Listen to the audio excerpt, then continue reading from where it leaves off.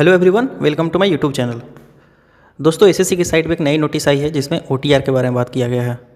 OTR मतलब one time registration, यानी जो भी डिटेल आप ये फिल करोगे, जो भी डाटा इसमें आप फिल करोगे वो पूरे साल के लिए वैलिड रहेगी। यानी कि इस साल में जितने भी एग्जामिनेशन आने वाले हैं यही डाटा आपके लिए मैंडेटरी रहेगी।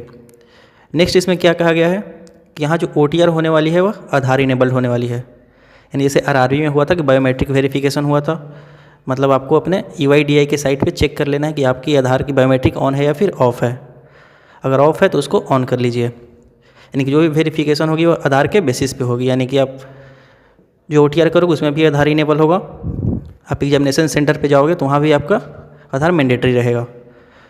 सेकेंड यहाँ पे क्या कहा गया है, it is inform that the option to edit the existing one time registration, यानी अपने जो प्रीवियस ईयर में जो ओटीआर किया था अगर आप उसको एडिट करना चाहते हैं तो उसकी लास्ट डेट क्या है 31 मई।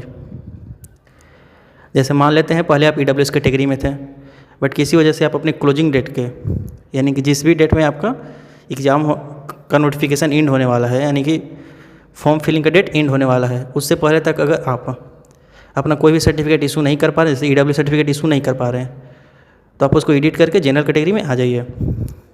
क्योंकि अगर आपने ईडब्ल्यूएस कैटेगरी में रहने दिया और आपका सर्टिफिकेट नहीं बन पाया तो आप डॉक्यूमेंट वेरिफिकेशन टाइम डिवेयर हो जाओगे। तो चलिए मैं आपको एसएससी की साइट पे ले चलता हूँ और दिखाता हूँ ओटीआर में क्या क्या फिल करना रहता है।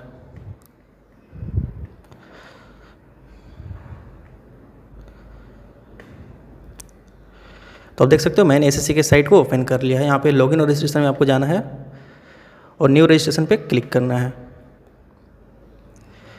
न्यू रजिस्ट्रेशन पे क्लिक करते ही आपका वन टाइम रजिस्ट्रेशन ओपन हो जाएगा। सबसे पहले आपको पर्सनल डिटेल फिल करनी है। पर्सनल डिटेल मतलब आपका नाम, आइडेंटिफिकेशन प्रूफ यानी कि आधार कार्ड आपका कॉन्टैक्ट, मतलब आपके सारे डिटेल फिल किए जाएंगे। उसके बाद आपको पासवर्ड क्रिएट करना रहेगा जो आपके आईडी और पासवर्ड रहेगा।